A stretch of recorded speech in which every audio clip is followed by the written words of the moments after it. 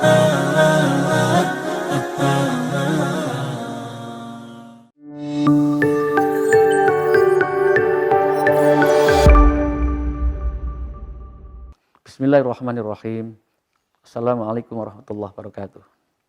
Alhamdulillah, para ikhwan dan ikhwah yang kami muliakan. Kali ini kita akan menatap secara klasik perjalanan awal mula Islam disampaikan oleh junjungan Nabiullah Muhammad SAW bersama sahabatnya, baik selama di Makkah dan selama di Madinah.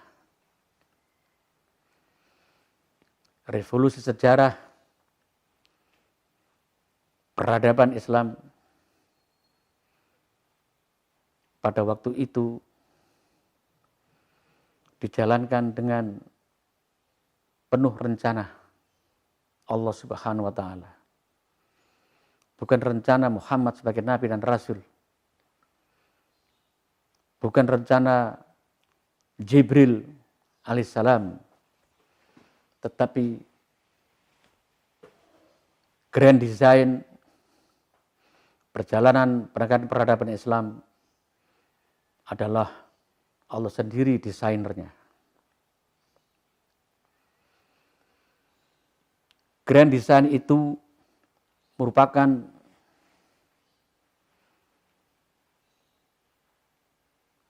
kesimpulan daripada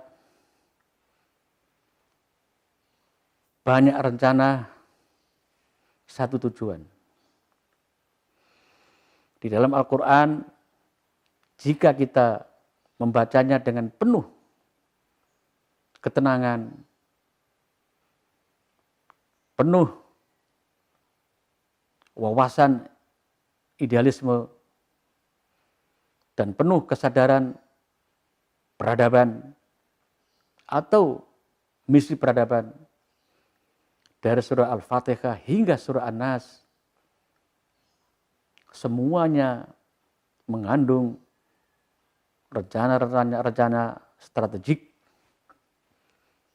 yang dituang oleh Allah Subhanahu wa Ta'ala sebagai dasar-dasar perencanaan besar yang di-breakdown menjadi satu program-program. Oleh karena itu, jika kita menjadi agent of change, yakni menawarkan konsep-konsep peradaban Islam yang kita timba dari sirah nabawiyah, maka di dalam benak kita terukir suatu pemikiran-pemikiran strategik bagaimana mewujudkan dan mengimplementasikan konsep-konsep peradaban Tuhan, yaitu konsep-konsep peradaban Allah Subhanahu wa Ta'ala, yang memang semuanya itu tertuang di dalam Al-Quran. Sayyidah Aisyah radhiyallahu anha ditanya oleh seorang sahabat, "Ya Aisyah, bagaimanakah tingkat akhlak Nabiullah Muhammad SAW?" Beliau, Aisyah, menjawab, "Khuluquhu Al-Quran." Jadi sudah tergambar bahwa seorang pengusung peradaban Allah Subhanahu wa Ta'ala, patron akhlaknya, itu patron intelektual, patron spiritual, dan patron sebagai seorang leader yang akan membawa umatnya menjadi ummatan wahidah, yang akan menjadi khaira ummah,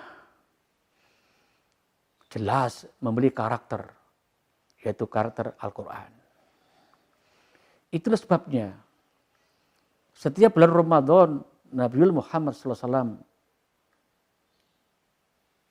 meningkatkan aktivitasnya, baik aktivitas fisik maupun aktivitas spiritual. Beliau bersama sahabat-sahabatnya membuat rencana besar dalam bulan Ramadan itu. Rencana besar itu apa kira-kira? Yaitu bagaimana tegaknya peradaban Islam. Dengan maksud atau dengan makna peradaban Islam itu konsep dasarnya terlukis dalam Al-Quran yang saat ini sudah terbukukan sejumlah 30 juz. Dengan demikian, jika kita ini seluruh kaum mukminin dan mukminat, muslimin muslimat sudah memposisikan diri sebagai pelaku peradaban Islam, maka dari mana kita memulai mengimplementasikan atau mempraktekkan atau mendemonstrasikan konsep-konsep peradaban Islam dalam Al-Quran itu. Itu sebabnya pada rekaman yang lalu saya bertanya, melalui ayat syahrul Ramadan alladzi unzila fil Qur'an hudal linnasi wa bayyinatin minal huda wal furqan. Bahwa bulan Ramadan itu diturunkan Al-Quran sebagai guidance kaum muslimin dan muslimat, mukminin mukminat. Dan Al-Quran itu kaya ya dengan informasi-informasi, pemikiran-pemikiran genuine dan strategik. Ya, sebagai derivasi daripada hidayah Allah Subhanahu wa taala itu. Oleh karena itu, saat ini kita tidak hidup bersama Nabi dan Rasul Muhammad SAW, kita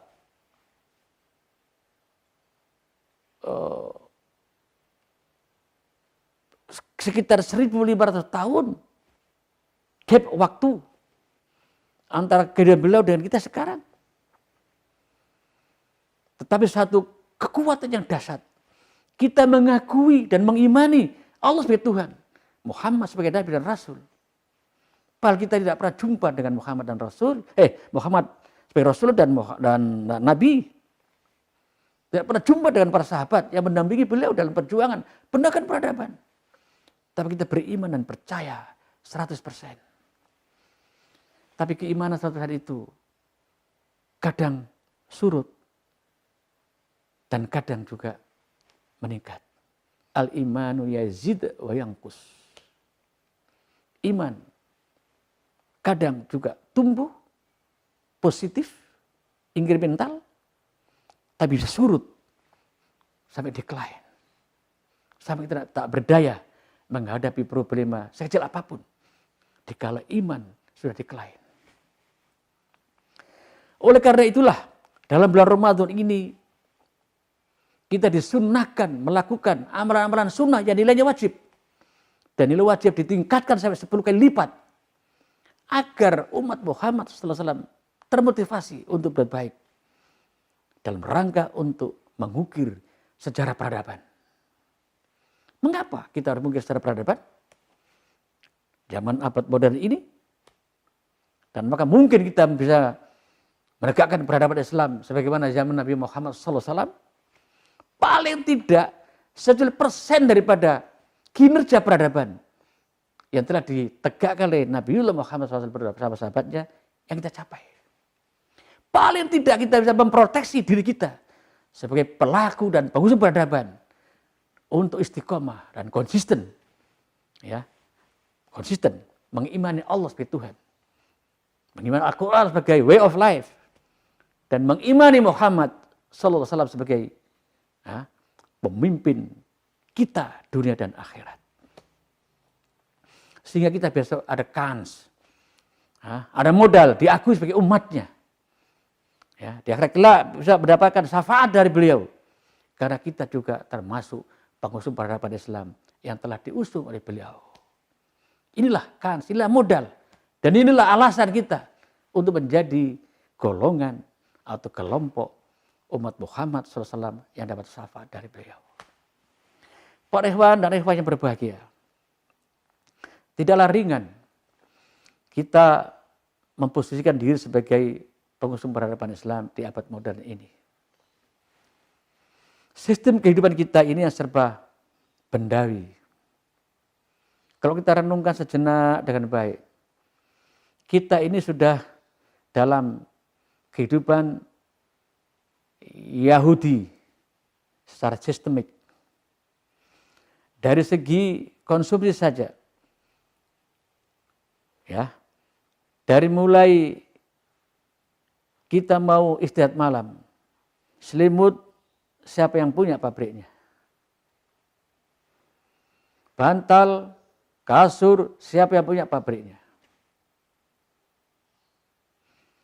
ya, transaksi kita dalam berdagang, di dalam apapun juga, siapa yang punya mata uang itu sendiri. Dan siapa yang menguasai jaringan perbankan di seluruh dunia? Sistem Yahudi.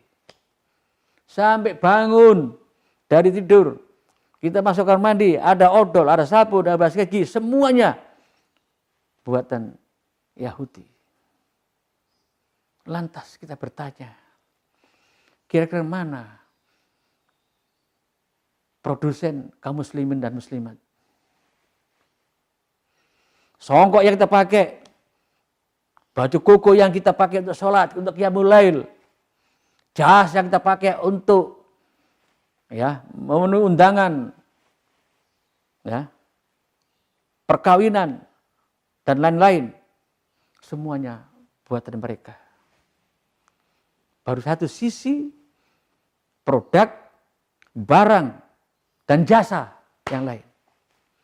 Belum lagi konsumsi politik di dunia ini.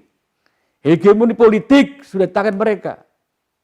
Satu konsep yang diperjuangkan selama ini, yaitu the New World Order, tatanan dunia baru. Sekarang digencarkan. Dan menurut Fukuyama, inilah kemenangan kapitalisme yang ditunggu selama ini. Kapitalisme berarti dunia materialisme yang berkuasa saat ini.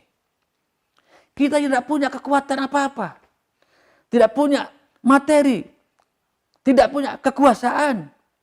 Mengapa kita berani memproklamasikan diri sebagai pengusung peradaban Islam di tengah-tengah hegemoni orang yang tidak mempercayai, bahkan memusuhi